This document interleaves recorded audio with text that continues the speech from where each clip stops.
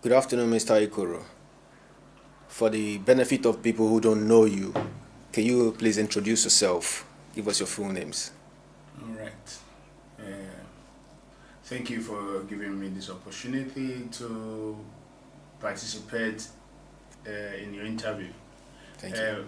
My names are Junior, Okay, and I come from Abia State okay, in Nigeria. okay. You have been in Sweden for how long now? I've been in Sweden for 24 years. 24. Yes. Wow.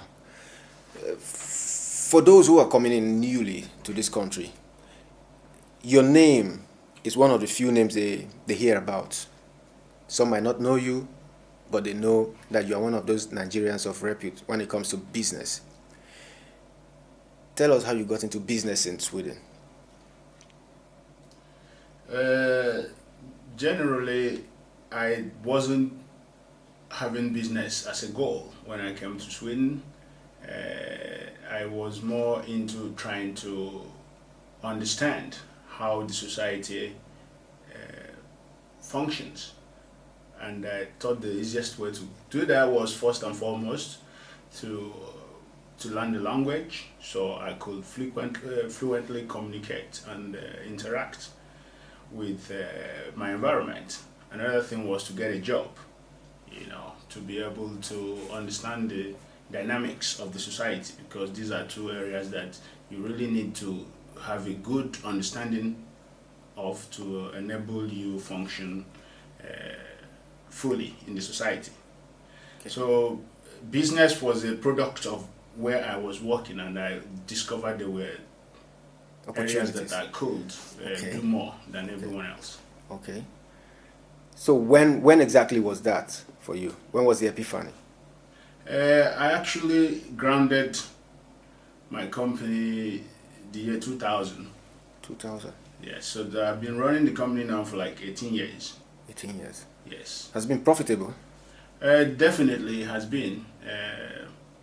But I was never in a hurry when I started. I was more persevering, and I had ideas what I want to do in the future, and I needed to be able to understand how things work to be able to grow with things. Okay. So basically, I knew I will be somewhere, but I wasn't in a hurry to get there. Okay. You are into transport and haulage? Yeah, correct. I deal with both long haulage and local distribution. We are more into flight logistics, which means I work with companies that are dealing with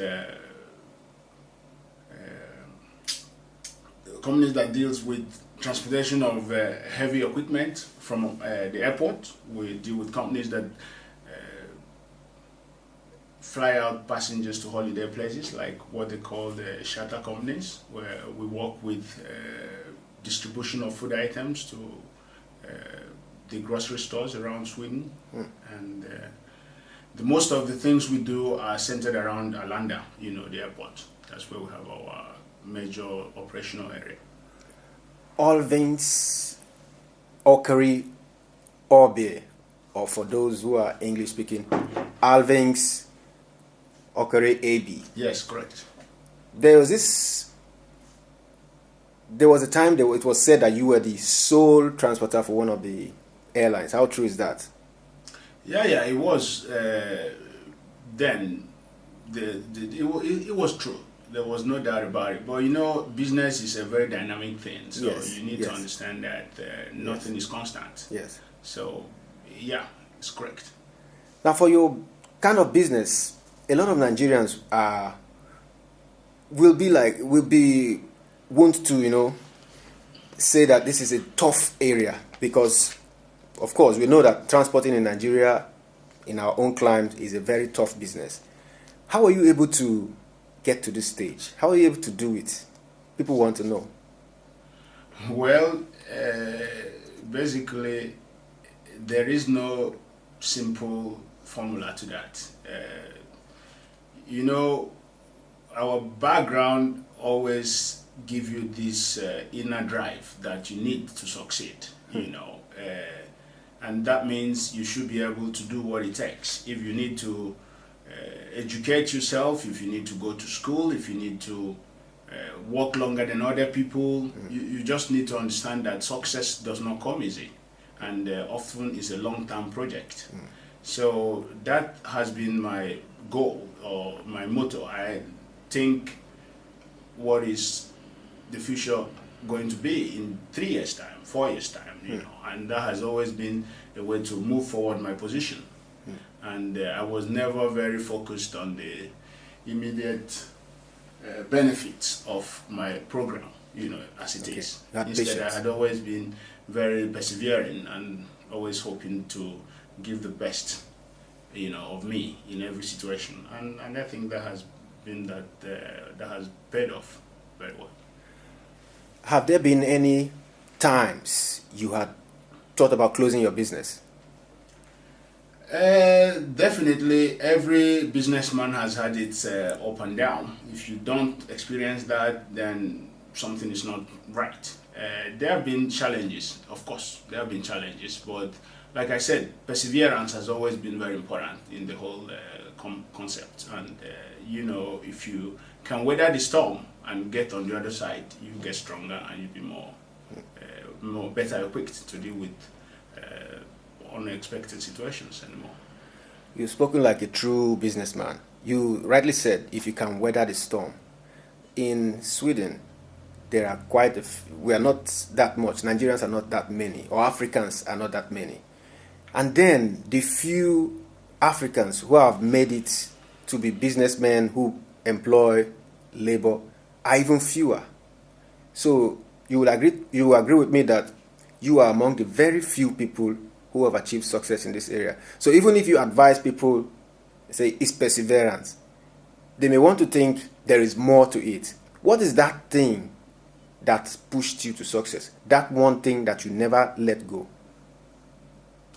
Basically, what I think is being able to reinvent yourself, knowing when to rechannel your energy or your abilities to different demands is very important. You need to spend time to understand the makeup of whatever you're doing, so you can invest in the right things.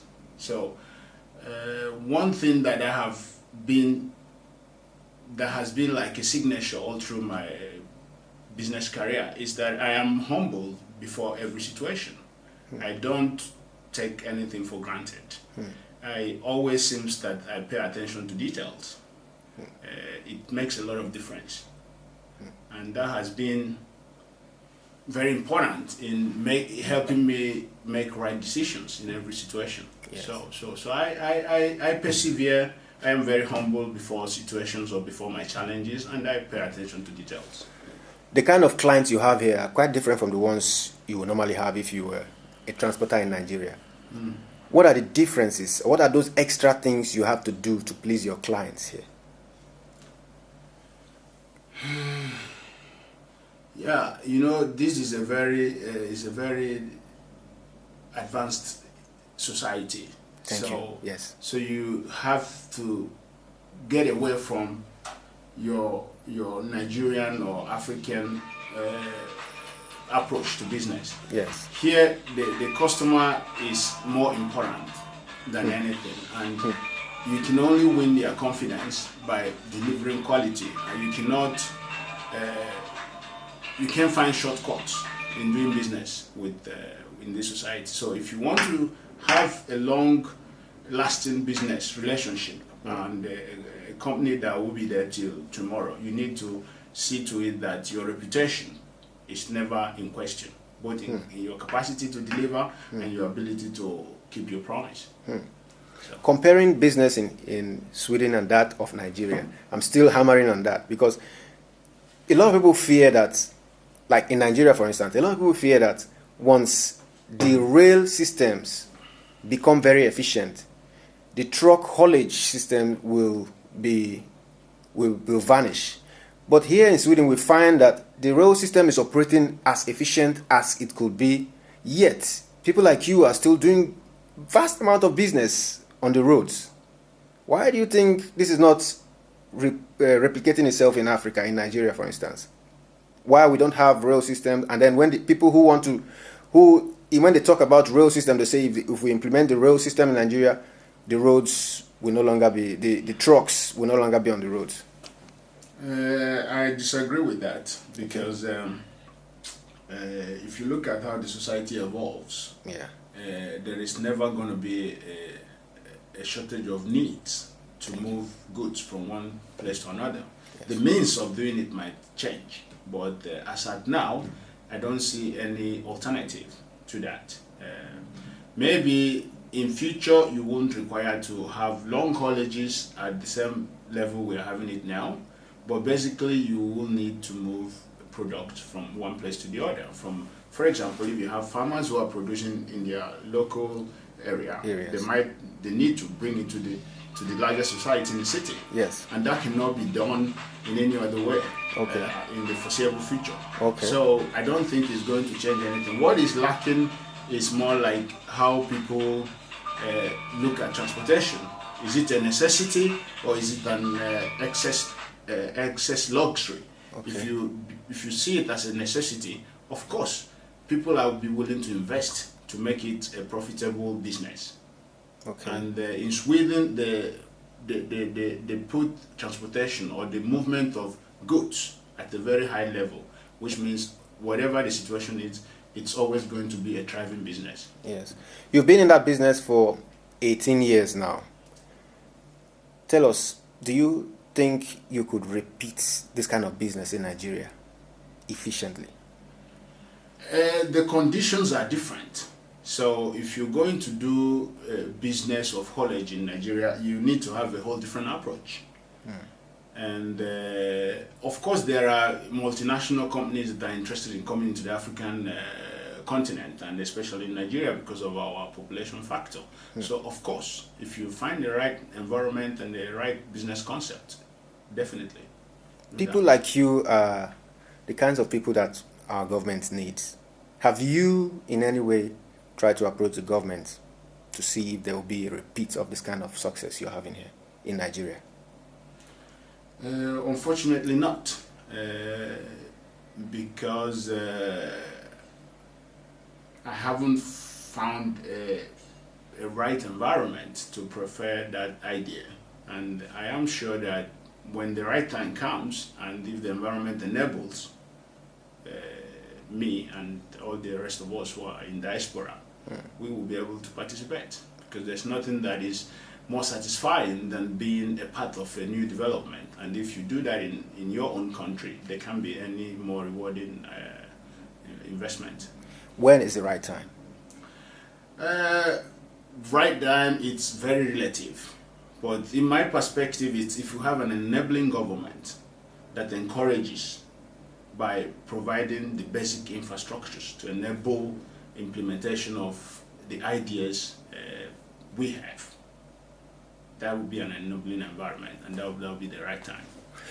I was speaking with a foreigner recently, and he said the basic problem we have in our country is that you have to give something, or you have to give kickbacks from the lowest to the highest person in order to get things done in our country. Have you in any way, shape or form given kickbacks in this Sweden to be able to get things done your way? The answer is no. It's not even on the agenda. You will be often regarded as less gifted if you adapt that approach. No. So how do we stop this kickback thing in our country? I think there is so many aspects to that. Among other things is the general poverty. It's that and the lack of care from the government for its citizens. Okay. If you have a teacher earning approximately 30,000 naira, and that teacher has to pay the school fees for the children, he has to pay for his transportation, he has to pay for his medical attention, he has to feed these many children.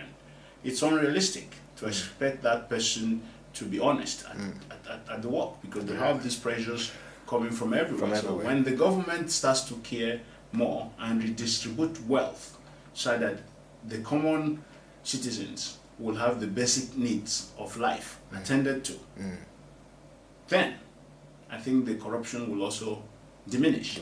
Because the two are related. Okay. Now let's on a lighter note. What kind of person is Mr. Ikoro? Are you a chief or you're just Mr.? I'm a Mr. I am not really very comfortable with titles. So you have not gone back to Nigeria to pick a title? No. I think it is not important. It's more important to contribute to your environment, to your village. Like where I come from, I try to participate in the local communal development of the infrastructures, like providing borehole waters for the village. Really? To build schools and things like that. I'm hearing that for the first time. Because we never talk at length, so I didn't know these things happen. I would have asked you to bring pictures of. Maybe we'll do that later. Yeah. I'll talk to you about that too later. But what kind of person are you? How do you relax? Or you take time, free yourself from business to chill? I am a very family person, so most of the things I do centered around my family. And, okay. I like to travel, go visit places, acquire new experiences, meet new people, see new cultures. I'm a very open person. I'm very humble. I definitely don't like being too loud. I feel that your performance should speak for itself, not you speaking about it. So, in a nutshell, I am a family father. Okay, a father of how many kids? Yeah, I have 3 boys. 3 boys. Yeah. Are you married to 2 wives? No. Okay. Okay. So where do you see Alvin's Okere Obi in the next couple of years? What are the plans? Are there any new ideas you're putting up that you want people to know about? Basically, in a modern society, you have so many aspects of your business.